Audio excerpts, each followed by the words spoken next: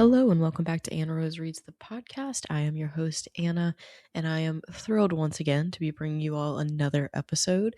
This week, I will be chatting with Laurel Hightower, who is the author of Crossroads, and it's a novella that was just re-released with Shortwave. And a lot of people have been telling me for a very long time that I need to read this novella, and this re-release was the perfect reason to pick it up. And boy, oh boy, does this story pack an emotional punch. Of course, Laurel and I talk about this. We kind of talk about revisiting works of fiction on a re-release after, many years have passed, and just about her craft, her process, and what she explored with this story. We do talk pretty heavily of grief and loss and themes of that in this conversation, just a heads up. But it's such a delight to get to chat with someone like Laurel, who is so honest and just real about the writing process and the things that she was exploring with this story. So I'm going to go ahead and let you all listen now, and I will catch up with you guys after.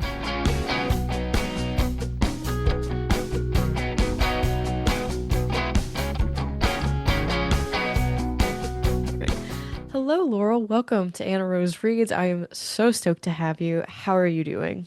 I am doing great. Thank you so much for having me on. I've been looking forward to this. Yeah, no, same here. I've been reading your books for the past few years now. I believe Day of the Door was the first thing that I read from you. And then most recently, I read Crossroads, and both of them are powerhouses in their own right. Thank Um, you. so I was Day super, of the super Door is stoked to talk about quite it. a starter. I know. Well, I like to know what I'm getting myself into. And I felt like, I was like this is real, family trauma and family secrets and family reunions and all this kind of stuff. I was like, yeah, this is going to be great. And it was. It was exactly what I was hoping for and more. So, I no complaints for me. Was totally thrilled by that book. But like I said, we are here today to talk about Crossroads because it just got re-released with Shortwave Publishing this past Yes. April in Yeah. 2026. So if we want to go ahead and start, I'll let you briefly introduce yourself in case my listeners aren't as familiar with you as I am, and then we'll talk a little bit about the re-release. Okay, yeah. So my name is Laurel Hightower. I am a horror author. I have been I was first published in I think 2018, and I've been lucky to be able to I guess I think my ninth book has come out, and I think my 10th is going to be the one that's coming out through Gallery, the Simon and Schuster imprint next year. So, been doing it for quite a while, and just glad no one's kicked me off the ride yet because it's been super fun. Absolutely. No, I'm super, super thrilled for that upcoming release as well. And, Crossroads was a book that was originally published in 2020. Is that Hmm. correct? Yeah. Okay. So it was originally published in 2020. I feel like I had seen that book kind of everywhere. Everybody was Yeah. talking about it. It was like a really popular book that I had been meaning to get to. And then as these things kind of happen, it gets republished with Shortwave. Yeah. And one, I love the cover that Oh, y'all did for same. this one. Yeah. Alan Uh, did an amazing job. I was about to say it's another one of Alan's covers that I know Yeah. that he's very liberal with sharing his process on social media, Yes. Yeah. and I really love that because I appreciate kind of the creative process that we see the title kind of go. I mean Hmm. the cover kind of go through. Yeah. So I really enjoyed seeing that piece of it, and then of course to kind of see the story get new life. How has it felt for you to kind of revisit the story 6 years in the future? It's been interesting. It's one of these things. I have a tendency to once something is out in the world, particularly longer work, a short story I might revisit when the anthology comes out. Um, but longer works, once it's published, I don't read it because mostly I'm very concerned that the first thing I'll find is a typo, that I did that I somehow managed to miss. So I usually do not reread them. And Crossroads is just one of those, so it kind of lives as this like cohesive idea in my mind. So rereading it, for the purposes of preparing for this and everything was I don't know, it was cool because in some ways there's so much distance between myself and it's been 6 years since it was published for the first time, and so probably seven I guess since I wrote it, and I mean that's like a whole cycle of cells, right? Isn't that what they say, that like after Yeah. 7 years all the cells in your body replace themselves? It's like you're literally not the same person. But I was happy that it still seemed to capture what I wanted to say back then. And there was definitely a few things that I was like, oh, I would write that better now, but it's also like I feel like it's a little bit of a snapshot, and Yeah. so yeah, it's been really fun to revisit it, and also just really I've loved working with Alan on it. He's so I, I'm afraid when I say this is going to sound like I require people to kiss my ass, and I don't. It's not that, but I like to work with a publisher who's excited about my work, right? Oh yeah. Yeah. So like it feels good that, like when he reached out about, hey, I saw Off Limits is closing, I'd be interested in reprinting this. Like we had discussed previously his relationship with Crossroads and how much he loved it, and so I was like, this feels good. This feels like a good match that he's going to be happy having this. I'm going to be happy having it here, and that's very much how it's worked out. Yeah, absolutely. And I really appreciate that as well. Is when you have somebody who's like on fire about the thing that you are get it's a creative baby. Yeah. It's like I like to think of Yeah. it. You don't want to give your baby over to somebody who's like about it, right? Like you Yes, want them to love exactly. that baby as much as Yes. you do, if Yeah. that's even possible. So no, I totally get that. And I would probably feel the same way. And so I also want to ask, so you said it was probably like 7 years ago. So it Hmm. probably wrote it like a year before. So it's been, 7 years. Whenever you kind of sit with it, it's a really intense novel. It's about grief. It's a grief horror novel. Hmm. Were you a little surprised, like upon revisiting it, the way that it held up over time? Because to me, this book reads like it could have been written yesterday. Like it is a very timely book, no matter I think when you pick it up. It kind of has that timelessness to it because the poignancy of grief like that is timeless as well, it feels. Thank you. Yeah, and that's good to hear from an outside perspective that it does hold up. Yeah, it did, and especially I wondered about that because just the ages of my children have changed vastly like since then. At the time that I wrote it, my stepson was in his 20s, I think, and my biological son was like two maybe, and Mhm. so a lot of the Chris's son in the book, Trey, he's an older adult. He's in his 20s. And I'll preface this by saying my stepson is an absolute wonderful human being. He's great. And he's a very good person, a very good kid, but he did a lot of those scary things as a teenager that, we did to terrify our parents. But then when you're a parent, you're like, wait a sec, this sucks. You're like, shit, I don't like this side of it. But so it's that kind of thing. But it was like, in a way, writing it had a lot to do with kind of tackling that fear for him, that worry, because you end up with a hostage of fate, when you have kids. Like it's like, and I always hate to say it like that too, because I feel like there's this dismissive sense that people who don't have kids couldn't possibly, and that's bullshit. It's bullshit. Mhm. You can absolutely feel that depth of grief for an animal, for a sibling, for a parent, for a friend, for a coworker. I don't give a fuck. Grief is universal. I'm sorry, I should have asked. Can I cuss? Oh my God, let her rip. Okay, No. good. I just forgot to ask. I was like, oh, I've just been dropping F-bombs. Um, No. Absolutely. but yeah, so I was happy that it did seem to hold up on that. And it also like it did from a personal standpoint too, because, sometimes, and I was talking to Robbie Dorman about this actually Mhm. a few weeks ago. Sometimes you sort of exercise whatever it is that you need to on the page because that's what Yep. you're going through that moment, and then later you read it and you're like, what the fuck was I going through back then? 'Cause it's like I got it on the page, it no longer affects me, I don't care. And for this, it is still such a central sort of like, worry, and a central like just knowledge of myself as a person, and maybe how I would handle certain things. So yeah, so I'm sorry, very long answer to yeah, I was happy that it did seem to hold up for me, and I'm happy that it seems to be holding up for readers too, which is just such a joy. Yeah. One, never apologize for a long answer on this podcast. It's literally what the podcast is for. It's Oh, that's for good. the long That's good answers. because I'm a rambler. We would do type-based if we weren't for the long answers. We would not have the audio format. And then secondly, yeah, it's one of those things that there's a real rawness to it. And I even found this when I read The Day of the Door. There's a way that you write family drama, and I say family drama, and I don't mean it in the trivial way.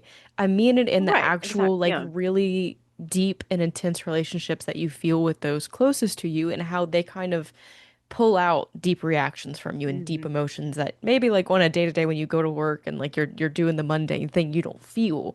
But Yeah. you've created two very intense situations with both of those books that these like really intense feelings come out. And I wanted to ask you as a whole, like in your experience with those two, how does it feel to write it? Because you just said, like sometimes it's catharsis, right? You get it on the page, Hmm. you're over and it's done and it's great. And then Yeah. sometimes it lingers. But I'm always kind of curious how that drafting process feels for the author, because I feel like it can be really intense at times? It can, and I like occasionally I got asked when Crossroads first came out if I had to take breaks, like to walk away from the Greek aspect of it. And I didn't. And then I started questioning whether I was an inhuman psychopath, or something. And I'm like, oh no, but I think in some ways it is that like there's that writer part of my brain. I don't know if you do this too, but it's like sometimes you'll be experiencing something in the moment and then you start writing it. Like you're like, oh, this is an interesting situation. You kind of almost start narrating in your head. You're like, stop it, be in the moment, be in the moment. So in some ways, I feel like that's what I'm doing is like it's just that writer part of my brain, and when I get in the flow, and particularly Crossroads was one of those ones. It was the first novella I wrote, Hmm. and I was really happy with how well that format flowed for me, how Yeah. quickly it seemed to get on the page, and how I was able to feel really immersed in it. So for those, I didn't so much have to. I will say that there's one that I wrote for it was a limited run with Pandy Press. It's Yeah, the yeah, yeah. Four Past Meat Night, that was in with RJ Joseph and Gemma Amore and Haley Piper. Yes. And that actually, I totally hurt my own feelings writing because it's called Really. The Fawn, and I did utilize a couple of like, as we all do, I utilized a couple of experiences from my childhood that were sort of like poignant, and I kind of like wove them in, and then I was kind of like, ouch, like that. I did have to take a moment on. I was like, damn it, I did not mean to revisit that sort of thing. So I don't know. I don't know if it's just a matter of like when you have a little bit of distance from it, like, and then it's I don't know, then it's more just for me, it's a little bit more about, just getting it down and conveying what I want to convey. Like Yeah. having that conversation with the reader before they're your reader sort of thing is I guess where my mind is on a lot of it. Yeah, that makes sense. I think that and it's a really hard quality to kind of verbalize and give concrete words and feelings to, but it's there's a Hmm. presentness to it. Like you are present in the moment, you are there with the words, you were there with the Yes. story, you were there with the Yeah. characters. It kind of just like all lines up. And again, it's there's no like, well, I did X, Y, and Z. It's like there's no ritual that you can do to Yeah. to bring all that together. Sometimes it just happens, Be and nice if there that was, but yeah, exactly. But sometimes that's just when the story is working and flowing, that's what it looks like. But yeah, it's really interesting. I would really love to be able to understand why we are so affected by some of the things that we are. I mean, that's what psychology is for, literally. yeah. Hmm. But still, even in the artistic sense, as we kind of tend to look at in horror, like you said, like sometimes things just hurt a little bit more than others, or they just kind of push on a bruise that you kind of forgot was there. Yeah. Um, Yeah. and I know that you said that you kind of took time away from the fawn whenever you were writing that, but like, what did time away look like for you? Was it just like kind of walking away from the story and reading something else and then coming back to it, or like, I'm always kind of curious what that looks like for authors. Yeah, I was in a serious time crunch on that. Hmm. So I wasn't able to take away time in the way that maybe I would have. And maybe that's a good thing because, that raw connection to the emotions that you're trying to convey are often now sometimes it absolutely does get in your way. Sometimes you can't get enough objectivity to it. And I've had that happen before. There have been stories that I've written that were just at the time I was like, no, I'm feeling this too much. Like it's too real, it's too right now, and it's maybe a Yeah. situation that hasn't been resolved yet. Um, and then, so you kind of set it aside and maybe come back to it later. The one Into the Gray that's coming out next year, that was very much that way for me. Like I had to step away from it for a little while until things kind of settled out. For this one, it was mostly just like I got it on the page. I hurt my own feelings, and then I just like I think I at the risk of being repetitive about the kind of person I am, I went and got myself a whiskey and Oh no, just yeah. did something else that night because I was just like I just like because in some ways it was a little bit like one of those, with the internet now, we all know that we're not the only ones who cringe in bed at night at 3 a.m. thinking about that stupid thing we said in middle school, or all of those sorts of situations. Yeah. And that's such a lovely human connection, right? Like because I feel like when we're so young, we think we're the only ones. We feel very isolated by the silly things that we do and the silly things our brains do. But finding that connection, having everyone be like, oh yeah, totes, that's just a very human thing. I'm like, okay, and Yeah. so but this was one of those memories that it's like, sometimes you get some distance and some whatever, but I think this one I just kind of hadn't looked at real closely in a while, and I was like, ow, I don't like that. And I never want to think of it again. So yeah, it was kind of again because of the time frame. It was a crazy crazy year last year. I had just gotten a divorce and just moved out, and so it's more just a matter of like trying to find. So Brian Keene, who was editing it, was very kind when I was like, I'm sorry, I'm really late, I'm working on it. But then I didn't feel like I could be like, I will now go, stand and deal with my feelings for 6 months. I was like, yeah, get back to the page, bitch. Like you have to get this out the door. So valid. I totally understand. And it's always so it's so I'm really glad that you're talking about this. And I really appreciate your honesty with it because I think sometimes we don't we like to talk about the artistry of writing Hmm. a lot, but like so much of the day-to-day shit that you deal with Yeah, makes it onto the page or affects your attitude about what you're trying to say that day. yeah. And like, I'm not published and I'm like just giving writing fiction a go, like within the last month. And so I gave Hell myself like, yes, that's awesome. thank you. I gave myself a word count. I was like, every day because I have this month off, I'm like, I'm gonna hit this amount of words per day. Yeah. And let me tell you, I'm looking, it's been 26, 27 days. I don't think that there's been a single day that I've felt the same walking back to Yep. what I've already written and writing Yep. more about it. And I don't Yep. like, I feel like we do kind of talk about it, but then we also kind of don't in the realistic sense of like, there's real life shit that Hmm. really influences what ends up being put to paper. And that it's always Absolutely. so strange to kind of look at where you were, what was going on when you drafted something. Especially Yeah. like I can't imagine how it feels for you 7, 6 years later, I know. looking at Crossroads, you know? Yeah. Yeah. Yeah, especially with grief war, it's so raw. And I mean I say grief war, but just that's my shorthand term for these really raw stories that deal with an intense loss. And that's, Hmm. like what Crossroads is kind of like this coming to terms or maybe not with the loss of a loved Very one. much not, I would say. Yeah. Yeah. In somebody's own special way, they're coming to terms with it. Yeah. Yeah. But it's about a mother. Her name is Chris, and she loses her son, Trey, and there's a roadside memorial of where his car crash was at. She visits it every day. She bleeds on it on accident one day, and then she starts to see things, and she thinks that maybe there's more to communing with Trey than she originally thought.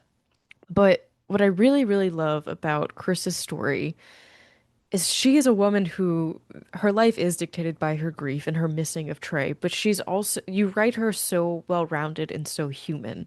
You talk about her job and the strain that her job has on her, and then, in addition to trying to get on and or not really moving on from Trey and her relationship with her neighbor and her relationship with her ex-husband. How did it kind of feel to write such like there's no part of where this grief hasn't touched, right? Yeah. So Yeah. how did it feel to kind of explore every tenet of life, of her life cycle that she's dealing with this big thing in? And well, I'm glad you mentioned that that there was no aspect that it didn't touch, because that was actually kind of central to the story idea. Hmm. And I think I probably said this several times when I was first doing the rounds back in like 2020, but the original kind of seed of the idea.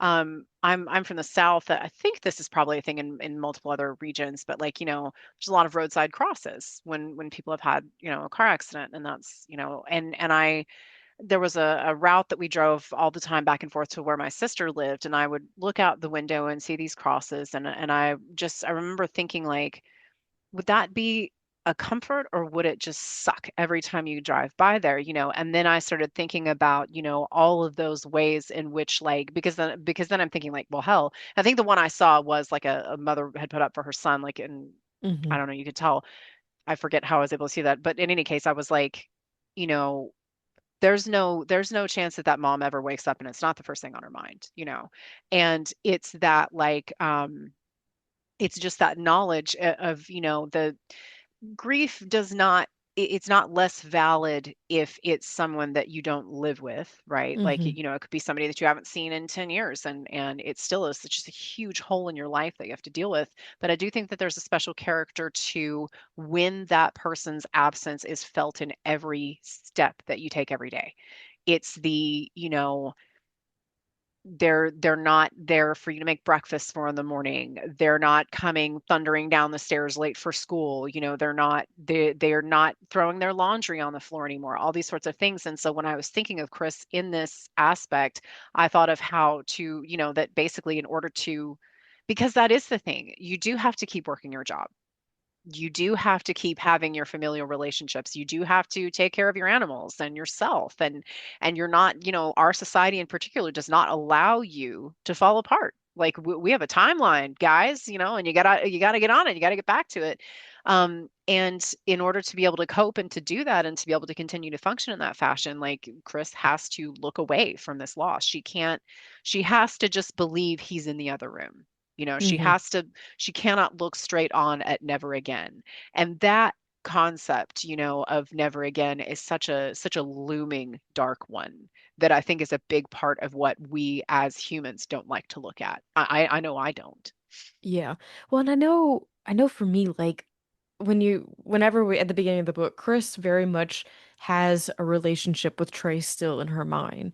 And Hmm. like it brought to mind, it's like, well, how quote unquote healthy is this? Hmm. And like Yeah. in a way, like I don't really see the harm in it because she's still going, like she's still a productive member of society. Like she's not harming herself. She's, like she's sad, don't get me wrong. She's grieving still. But like there's a point where it's like, okay, well, it seems okay, but then when this grief progresses to the next level and it disrupts the daily functioning or Hmm. like the normal balance of things, and that's where it really gets to be kind of okay, this is not okay anymore. But that never again line is just killer, right? Like that is Yeah. just the having to fathom that this is the end of the road, this is it is such, it just breaks your heart. And I think when we meet Chris, that is really in contention. And then this whole entire other scenario that begins after she bleeds on the roadside Yeah. memorial is just, takes off in a whole different direction. But you also posed something that I thought was really interesting. I'm from the South too. I'm from Louisiana. I'm still in Louisiana, so we have all of these as well. But you kind of theorize about the power of these roadside memorials because it's where the Hmm. person passed. So it's Yeah. like, Chris says that she goes there because she doesn't feel anything when she visits his burial site, like where, he Right. was buried. And so if you want to talk a little bit more about that idea, I was really interested in that and kind of like where that came from for you because I'd be lying if I said I hadn't thought the same thing before. Like it seems a lot more visceral to be there at the spot where the thing happened. Yeah. And there's always this idea too that like people out of this and um out of a desire maybe to protect you, or maybe someone's been through it before, and they're trying to pass on their knowledge, but like this idea of protecting you from the truth of it. Hmm. And but I think that as a mom especially, I wouldn't be able to not Yeah. go and see. And it's like, on the one hand, you don't want to picture what happened, but the other part of it, and I think I have a line in there about it, um, about not looking away. Yeah. And about that being one of the responsibilities as a parent.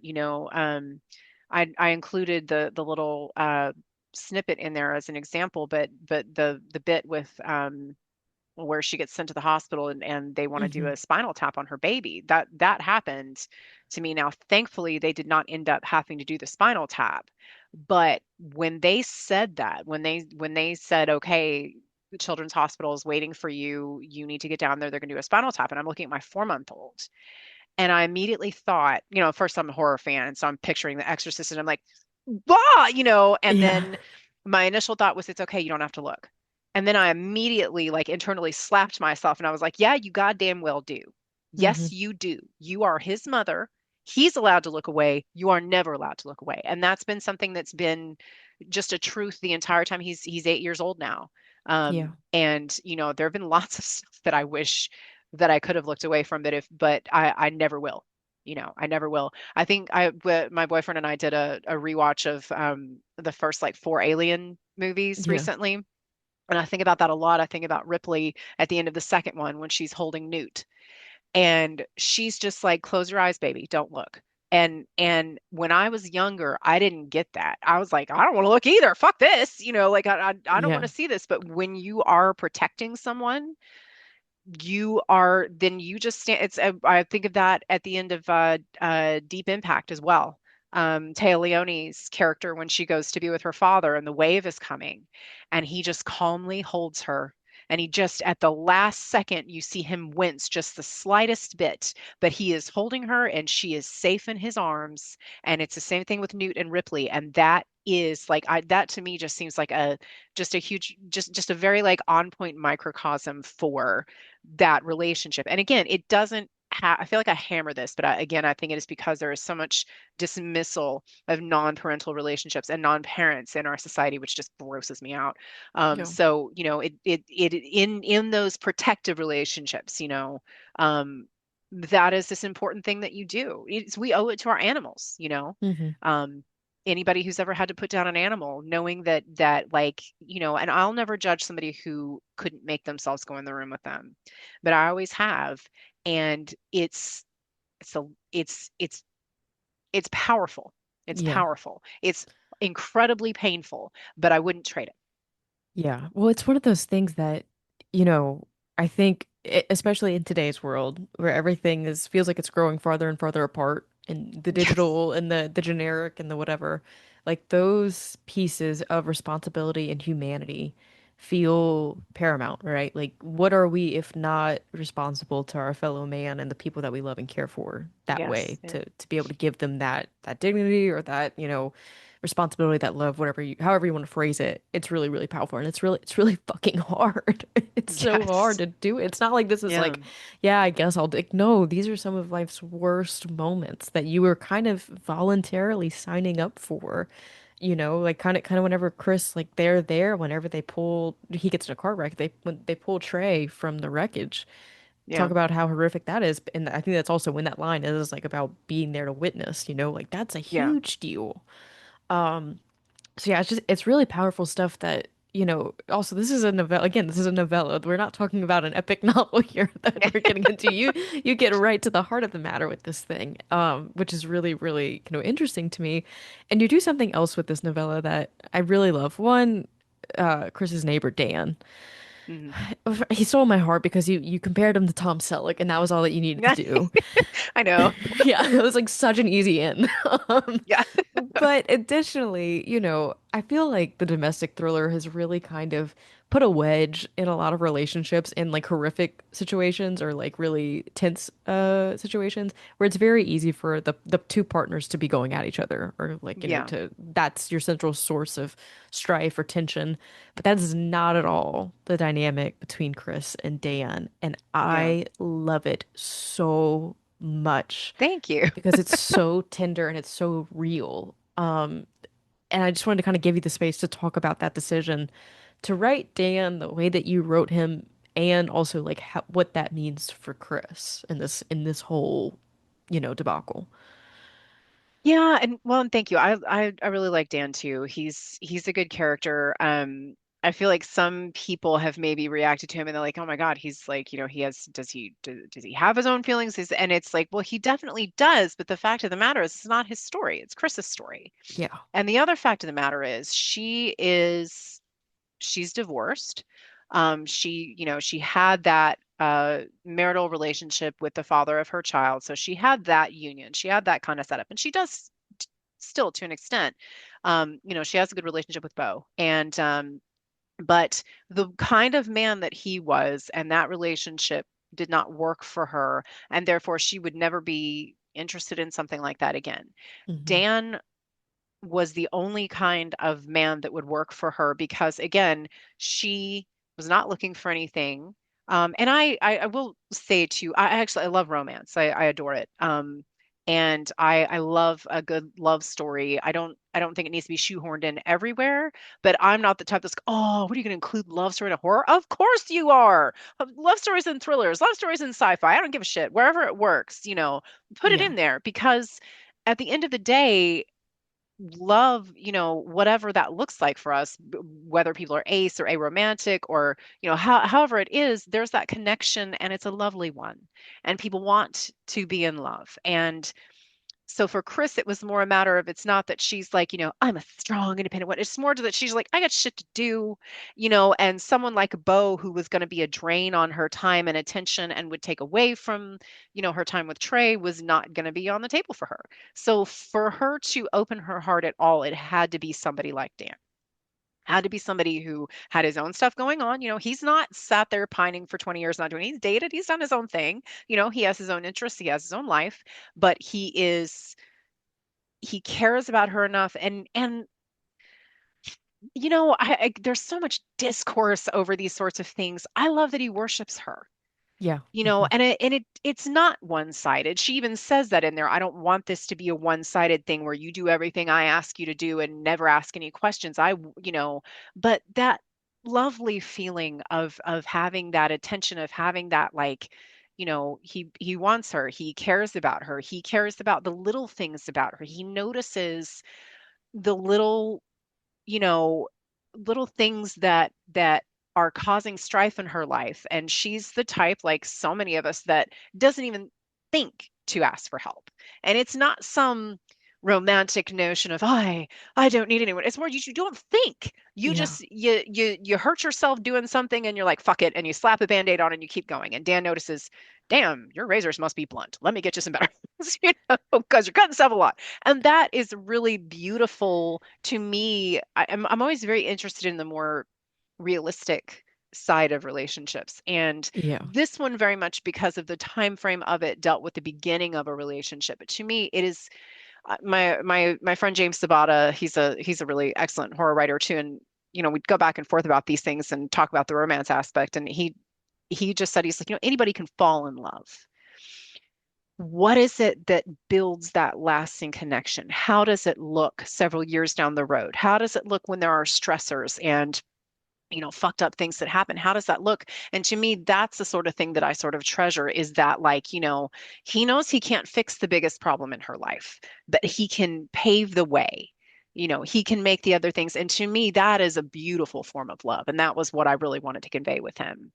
Yeah. And everything that I'm about to say, applies mostly to like the cis heterosexual relationship. But between a man and a woman, it's one of those things that the toxic masculinity of it all just kind Hmm. of flies out the window, because I feel like a lot of what the toxic masculinity thing is predicated upon is the need to fix, to solve, to do, to prove. Like, you only get your worth in action, right? Yeah. But for somebody like Dan, he realizes, and he's not wounded by his Right. inability to fully fix whatever. He can make peace with that and just kind of be there for Chris in whatever capacity he can.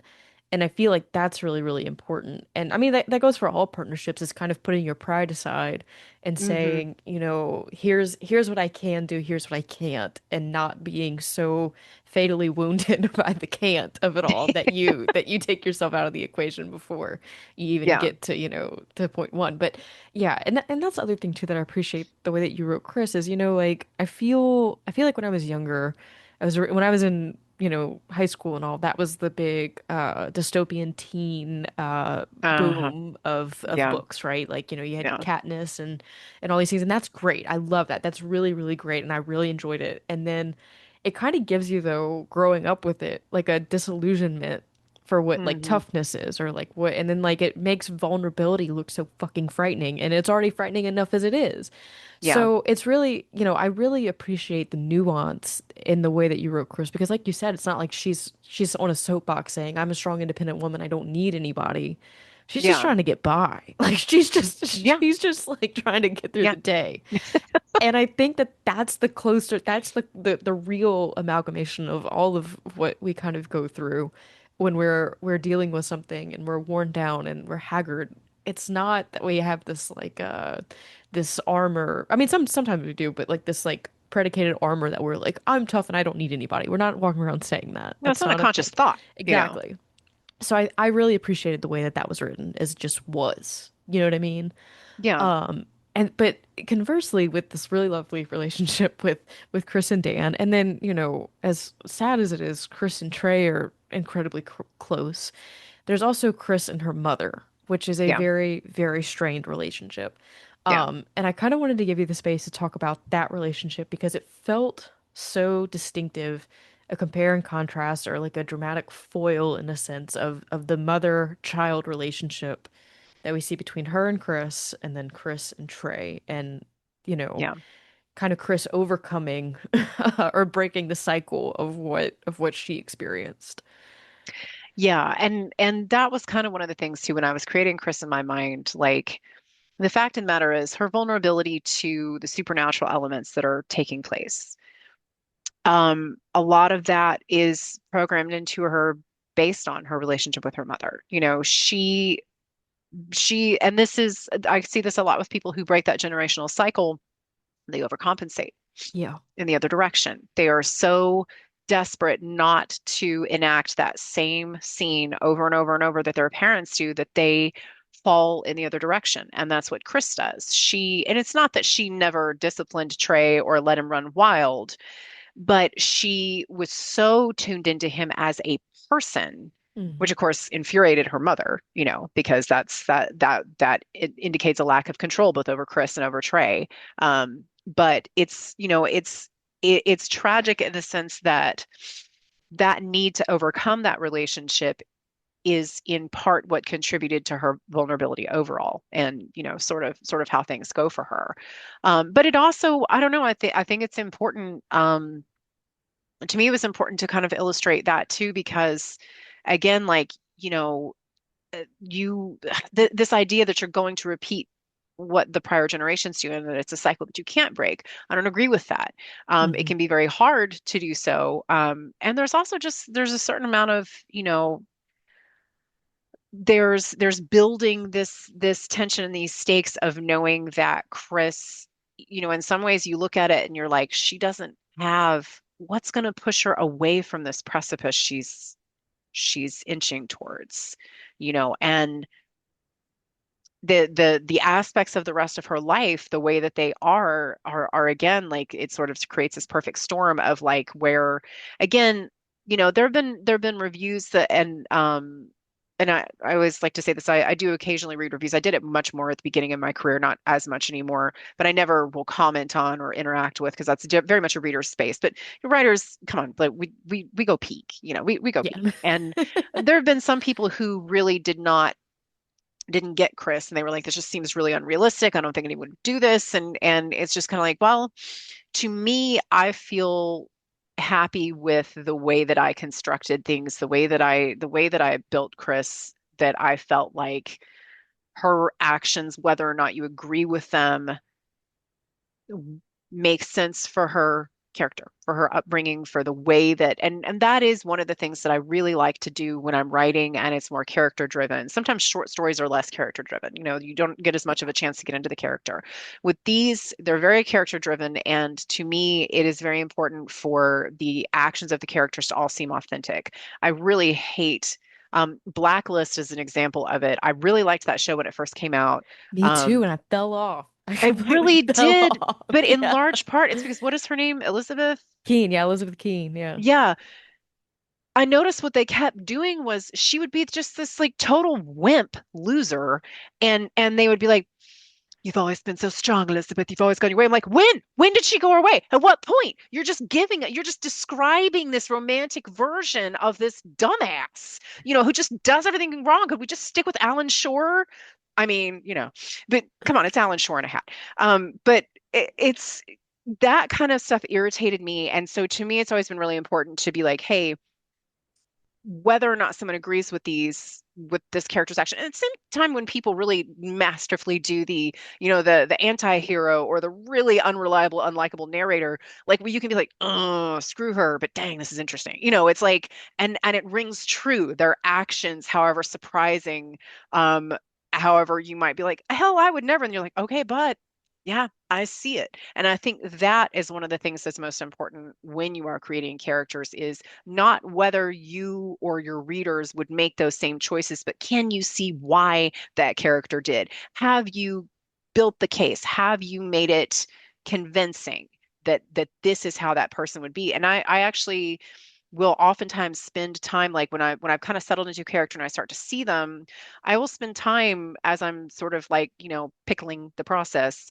I will be like, oh, okay, if so and so was in this situation, how would she react? What, Yeah. what would her upbringing, what would her experience, what would her current relationship status, what would her stressors, how would they make her act in this circumstance? Because again, I really, really want to make things authentic. And Nate, in The Day of the Door was the first time I Hmm. had written from any length at all from a male perspective. Yeah. And I was a little worried about that because I was like, I'm not a dude, and I was very important to me in the same way that my male writer friends will sometimes be like, please read this for please, did I make the boobs dance? Is it are they breasting boobily? But more to the point, like, are they Yeah. acting authentically in this way? And so I was, kind of hesitant with that too. But it was enjoyable to get into his headspace and try to look at how that sorry, and that's that book's not the Oh point no. of the conversation, but Talk about it. thinking about how that you mentioned toxic masculinity, how those sorts of things, the expectations as he becomes the eldest brother and becomes in some ways responsible for his sisters, how does that affect his behavior? How does it affect his psyche, knowing that he couldn't, protect XYZ? Those sorts of things are always interesting to me, and I'm always really excited when I see it represented in media. I'll give a quick shout out to my friend Todd Kiesling, Yeah. who's an excellent author, and he, we often read our stuff back and forth. And I read something recently for him that so good, and I can't wait till it's published. But he's got two female main characters, and I was just reading simply for enjoyment mostly, and like we keep each other up for continuity. And he was like, were they convincing as women? And I realized I was like, Todd, because I've read a huge chunk of what he's written. I'm like, I've never. He just writes people. Yeah. He Yeah. writes Yeah. Yeah. people. And it's not that they don't have female or feminine characteristics or actions or reactions. It's that, and it's evident in he's a friend of mine, and it's evident in, and I adore his wife, and it's evident in how he interacts with people. It's like he sees people, Yeah. and I'm like, dude, that translates to the page so well. So I just want to give a shout out to him on that, because it's like, I rarely see anybody who does it, like, because to me, I think it's a little bit unthinking for him. It's just like, Yeah. this is a Yeah. person, Yeah. and that's such a wonderful ability. Well, it's such an exercise in empathy. Like all of this Yes. is like the Yeah. mastery of empathy because if you can, it doesn't matter age, gender, sexuality, right? Like if you can place yourself in that person's shoes so authentically, that's really, really important. And Yeah. there are definitely things that certain, people should write and express because that is their experience and they can speak to them. But in the sense of writing men and women, I Hmm. think that if you do your due diligence and your service to the person as a personality, as somebody with Hmm. humanity, as somebody with wants and needs and aches and pains and hurts and grief and and happiness and all these things, then you're fine. I think Yeah. it's whenever you fixate on the surface level things that's whenever things kind of get a little tricky and you don't know how to handle it. But it's almost like being able to hold a conversation. Like if you know how to connect with somebody in the real world, Yes. there's a good chance you can probably write a decent character because you know what it's like to be a person and to connect with somebody that's different than you and not just self-insert and write the same character in six different variations with five different color eyes and six different color hair. You know what I mean? Like, Yes. there's some actual depth to the character. So I totally get that. And it's not easy because I feel like it's very easy to self-insert. It's like, well, what would I do? And of course, we're only going to think of us because we know ourselves best, right? Yeah. But Yeah. I think that it's also really important to draw upon the relationships that you've experienced, the people that you know, seeing what people would do. I mean, my favorite thing to think about with this is me and my husband just got through watching Mad Men. Donald Draper's a piece of shit. I want to kill that man. But like I am compelled by his story no matter how Yeah. many times. he manages to fuck shit up. And again, I'm like, I can't believe he did it again. And like, it's every season. Yes, he does. Yeah, But that's the thing of it is where you write, you can understand and appreciate with everything else that that character has been through or experienced that this is why they're doing what they're doing. It's a pattern of behavior. It's not what yeah, I would do, but I can understand it. yeah.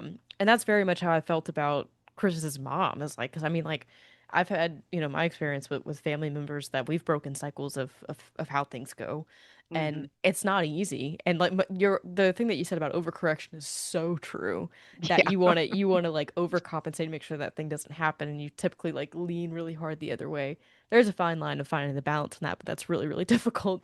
yeah, But that, I mean, that happens. That is very real. I have lived that life with a relative, and like my mother has as well. So like we know about that in this household. So that, I think that was like why had a real appreciation for it because I was like, I know this story and I know that this happens. yeah. Yeah, but to talk, all of that to say is these are all really complex but relatable and feels like people that characters, on the page. Thank you. And there That's there's awesome. an ending to this book that is very it's just gut wrenching in all the ways it pulls on all your heartstrings. And I wanted to know if you always knew that this story was going to end this way the whole entire time that you wrote it, or if you kind of went back and forth on the ending of how things would go, or just I kind of want to just give you the space to talk about the ending and whatever means that you feel comfortable. Yeah, and it's that is a great question. I did not. I knew that it was going to be one of two possible Hmm. outcomes, and I knew which one I wanted for her. Yeah. But I kind of had a feeling that it wasn't going to be that. But I very much wanted to give this story space to breathe as I was writing it and see what was going to be the authentic ending to it. Yeah. What is that movie with Will Ferrell and Emma Thompson? Where she's writing the story and he's like the character in it. Have you seen that? Oh, I feel like hold on, let me look it up. I It's can't gonna think of what it is. Adaptation or no. Oh, Stranger Than Fiction. Thank you, Frank. Um, yeah. So yeah, Stranger Than Fiction. And in some ways I kind of felt that way. It's like where you want this ending and of course like his character that he's like, well, no, it's a terrible thing that happens to me. It's the right thing, for the story, kind of thing. But again, I didn't I'm not a fan of I guess in the same way that I want my character's actions and choices to be authentic, I want the ending that you get to. I want the resolution of things to be the right one and not a contrived one. Yeah. I have since writing this, which at the time I wrote it, I did not know what grief horror was. I had never heard that term, and I didn't know that's what I was writing. And since then, I've been on a lot of like grief horror panels, and I've read a Yeah. lot of grief horror. And there is, my God, there is so much really good stuff out there, but sometimes you can also tell where somebody's just like, I'm gonna make them cry super hard, and I'm like, and this is okay, like, and it doesn't feel. It just feels like they're just, in the same way that sometimes with like some versions of extreme horror, it's like I'm just gonna Yes. be the most that I can. I'm like, could you take a step back and look at your story, like Yeah, the just as intention's a not the same. Yeah. yeah, it's not, and you can, and the overall feel of the story suffers for it. Hmm. It's not just a matter of like how hard can I make you cry. It's kind of like the M. Night Shyamalan effect where it's like Yeah. he had the twist. You're allowed to write a movie without a twist. You don't have to cram it in there. I swear to God, you can just have a movie, but it's yeah, it kind of like gets to that. I will say that's not been, there've only been a couple of occurrences where I've seen that and been like, Yeah. yeah, bring it back some. But yeah, I didn't know, but certainly by the time I was maybe three-quarters of the way through, I was seeing it. And in some ways I almost felt like I was experiencing it with Dan, Yeah. Yeah. because Chris is just head down, whatever the hell happens, she's gonna make happen. And Dan is like, well, I really hope, oh no, oh, okay. Well, Kind of a yeah. little, You kind of had, I think there was like a perspective shift though. Like we were pretty much following Chris the whole time, hmm and then we hop at the end to Dan, and that was a really, I think, smart choice to do that. And I think I think writing in service to your story is really hard Yes, it because can be. what the story needs is not always what you want, and Yeah, that sucks whenever that yeah, happens. But I think it's the sign of a great writer who's in touch with it whenever they can still execute on the thing that's not necessarily what, we would want for X, Y, and Z character. yeah, Yeah, so that makes sense.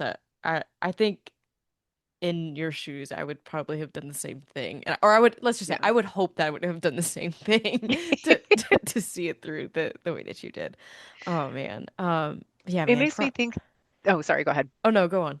Well, there was so like Whispers in the Dark. So this was my second book published. Whispers in the Dark was my first, and it's very Yeah. different tonally. It's very, different. Like it's like a paranormal police procedural type of thing. And I saw there was a criticism, I think, in somebody's review of it at one time about saying like, well, it just felt like things were tied up too neatly in a bow. But for me, that was, I mean, bad shit happens in that book. But to me, it would have felt like cramming the round peg in the square hole to try to make it, because I think there's that argument that goes back and forth. I haven't seen it as much anymore because we're arguing about much dumber things. Like, do audiobooks count? Oh my Shut God, up. Yes, don't they do. even. Yeah. Um, but about whether horror has to have a bleak ending in order for it Yeah, to yeah, be yeah, yeah. horror. And I don't agree with that.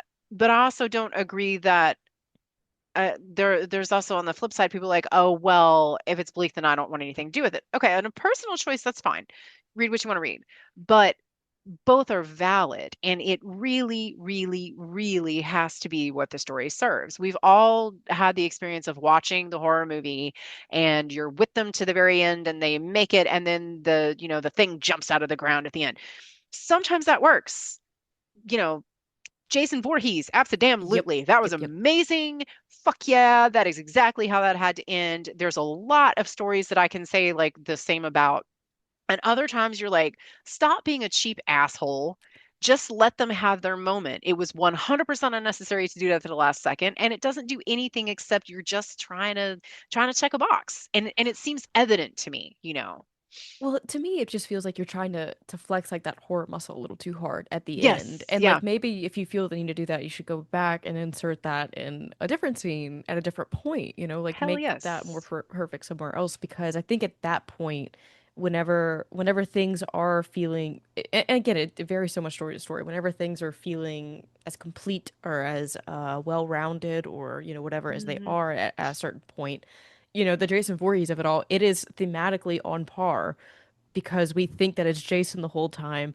We find out it's not, it's his mom, and then it's like, oh wait, it is. And so like that makes sense for that to happen. And it's iconic. I mean, just that ending Exactly. last part in the water, just the fuck yeah, like absolutely iconic. Right. And we don't Um, see we don't see who it is the whole time. It's like the kills are or like the camera's POV, so we don't understand. Like the question of who it is central to that story. And so that psychological game makes sense. To yeah. do it whenever it's not been part of the central theme of the story, the perspective, the narrative, like it just does, that's whenever it feels cheap. It just feels like a last minute pull. Think about Poltergeist. Yeah. Think about the end of that film. What if when they make it to the hotel, what if he doesn't shove the television out and they lunge at the last minute and everyone dies? And that would be like the cheapest ass ending ever. Like they've already been through the ringer. As you said, I think that's a great way to put it. You're flexing that horror muscle a little too hard. You flexed it earlier. Yeah. Everything was handled. It was definitely a horror movie. You can pat yourself on the back. You don't have to have that. And I will say the first time I saw Poltergeist, I was kind of waiting for that. I was like, Hmm. what's going to happen? Like, and then when it plays the sort of like music box theme song at the end, you're like, I watched till the damn end of the credits because I was like, what? Oh, okay, okay, okay, we can do this. That's great. And I think it worked marvelously well. And it really is just about serving your story. Like, what makes sense for your story? What makes sense for the story that you're writing, as opposed to what your expectations are, or in some ways it just feels a little bit like a juvenile, Yeah, like yeah, yeah. gotcha, sort of thing. And I'm like, oh, well, okay, Yeah. I mean, yay. I'm Yeah. actually very easy to trick, so stop feeling good about yourself. I'm incredibly gullible, okay? No, that's so fair. I'm very much the same way, so I'm fully on board with you with that. But no, endings are hard, and doing and writing to the surface of the story is hard. It's a very fine needle to thread, a fine line to walk. But yeah, I think that's why we need to celebrate it whenever it happens well and authentically, is because it is really difficult to kind of land. But I think that that does wrap up all of my Crossroads specific questions for you. I know that we're getting to the top of the hour. I do want to ask, what does the rest of your year look like? Do you have any other releases, projects, events, anything that we can promote for you for 2026? Oh, awesome. Yeah. Well, I just had a short story come out in the follow-up to the Punk Goes Horror Yes. anthology that Press put out, and William Sterling edited. And I absolutely just want to give him such a shout out. They were lovely to work with. And also, like, it's one of these things, like, I have never felt cool, like, at all. And to me, the punk scene seems like the epitome of cool, right? And so when they asked me, I was like, I am a suburban mom. Like, I have mom jeans and I love them. Like, my yeah, but it and but William was like, hey, why don't you give it a shot, see what you think? And he kind of like helped walk me through like the mechanics of things, like here's what you should look at, and I'm going back to studying people to be a human. And then I kind of just hit a point, I hit a wall with it, and I was like, I'm sorry, I just don't think I'm gonna be able to do this. And he's like, can I look at the story?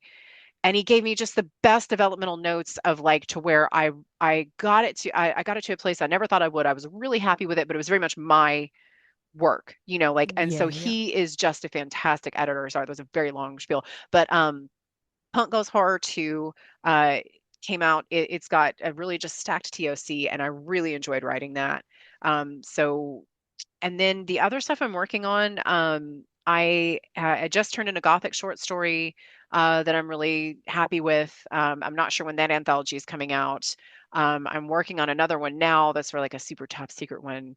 I think it's still top secret. I have no judgment, so I try not to say anything because I So assume fair, everything so is a fair. secret until Yeah, like someone puts it on the news. absolutely. Um, and then I'm still working on a collab with my friend Brian Keene, where we're doing the novelization of a movie called One-Eyed Monster. And yes, that's a reference to what you think it is. So I just really, really hope that the other parents at my son's school don't ever hear about that one because it's gonna be awkward. But it's been super fun to write, and like we legitimately we have really good reason to do it, I swear. Although the producers, when we met with them, their first question was, "What the fuck is wrong with you guys?" That's so great. Like, but that seems so fun. Like, truly Oh, it seems like is. the best time. It So that's is. awesome. It's and there's a lot. There's actually I'm excited for us to like get that out and have people read it, because I hope that what keeps happening with that movie, because my very dear friend who never wants to be named, but we would do this thing where we would watch movies together when one of us had just a really shit day. And so one time I had a shit day and they were like, we're gonna watch this. And I was like, what the fuck's wrong with you?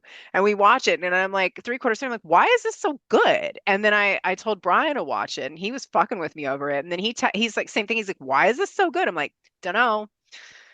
But yeah, I think that's going to be one that when it comes out is like I'm probably going to turn really red anytime I'm asked about it, but Look, just going to embrace I was it. about to say, I think you just gotta lean into it at that point. You just gotta roll with the punches, make the jokes. I mean, because it's too fun of an opportunity to like ever turn down. But I also Oh, I understand know. the reality of like the actual promotion and talking about it and all that kind of good Oh, stuff. So, especially because so I at my day job, I'm a paralegal, and I love it. I oh, I love used to my be a job. legal assistant. Oh my Oh, God. you So, did? Yeah, yes. yeah. It's some people have trauma from it. Others, Yeah. like, and it really depends on where you're at. I love my firm, and they are so sweet. They're so supportive of what I do, but for the most part, they don't read it. But what I love is like my office is part of a much larger firm, and so they'll put up these like state of the firm emails and stuff, and they never know what to do with me when I've had a publication, because they're like, it'll be all these like so and so presented at a real estate conference. Hightower killed some more people. We don't know. Here's but they were so sweet because they had a little surprise party for me a couple weeks ago for my Oh, gallery imprint deal, and like yeah. they got me a little cake with a knife in it, and all of that was in the newsletter. It was me like standing in front of my little knife cake and all that. So yeah, I've been thinking about One-Eyed Monster, and like, oh, I feel like I'm gonna break some brains. I don't know. Oh, that's so sweet. That's so sweet that they are supportive. I do understand the trickiness of that whenever something else Yeah. comes out. But no, I do love that. That's really, really sweet. That's awesome. I'm so excited for everything that you have on the horizon. Thank Um you. yeah, I'm really, really pumped for that. The What's the name of the one that you just said that's coming out in Oh, Saga or Gallery? into the gray. Into the Gray. Into Yes. the gray. Yeah. Which I'm sorry, I'll use this opportunity. I fought so hard against that title because it was the working title of it. And then my dear friend Kathy Palm put out middle grade horror book called Into the Gray that is, I think that literally everyone should read it. Yeah. I think that it should be on every middle school bookshelf. I think that kids should read it. I think adults should read it because it's like it deals with like this manifestation of depression in a way, and she just does it beautifully. And I was like, oh, I'll change the title because I don't want to, and I couldn't get away from the title. And I even like Yeah. apologized. I was like, oh, I'm sorry. She's like, it's a title. It's fine. But I'm like, then I want everyone to read yours first because it's so damn good. So in any case, shout out, please go grab Into the Gray by Kathleen Palm. The sequel to it is out, which I think is Into the, I don't know if it's Into the Black, it's something black. Anyways, it's really fantastic. She's amazing, and everyone has to read that one first before you read Okay, mine. You have to read that I'll one put first. I'll put that one in the show notes, the link to it, so that way if folks want to check it out, they can. Yeah, But it's excellent. Yeah. perfect, perfect. Well, thank you so much, Laurel. This has been really, really delightful. I appreciate how honest you are about your writing process and like what goes into these stories. Like I said, I feel like sometimes it's a little difficult to talk about like the real life shit that Yeah. that Yeah. impacts art, Yeah. because it's much nicer to be like philosophical and very deep, but sometimes it is just you've had a shit day and this is what's going to come out in the page, and Yeah. I feel like And that that's is what needs to come out, you I know? was about to say, and that's equally worth talking about in my opinion. So I really, really appreciate that. And I'm super stoked that Crossroads is back out. I'm excited for everything else that you have coming. And we'll have to get you back on the show whenever all those Yeah, come that out. would be So awesome. Thank you so much. And I am super psyched that you have taken the plunge and you are getting your words down on the page. Fuck yeah, that makes you a writer. Kick ass, keep going with it. And remember that if you like have a bad week and you don't write, it's still there for you and come back. You're still a yeah, writer. Don't give up. yeah. It's awesome. Thank you. Thank you. I appreciate that advice. Everybody's been saying just to keep pushing, like even trash on the paper is still something on the paper that you can go Yep. fix later. You just got to get it down, which is the hardest thing for I'm a Virgo and a perfectionist. So it has been absolutely killing me, but it's fine. I'm fine. We're all great. Yeah.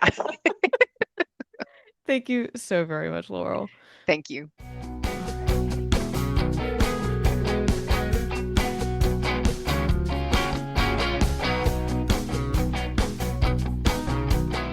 And once again, another really big thank you to Laurel for the lovely conversation. And I love how she lifts other people up whenever she discusses her own work. So that's always a lovely thing to kind of promote as well.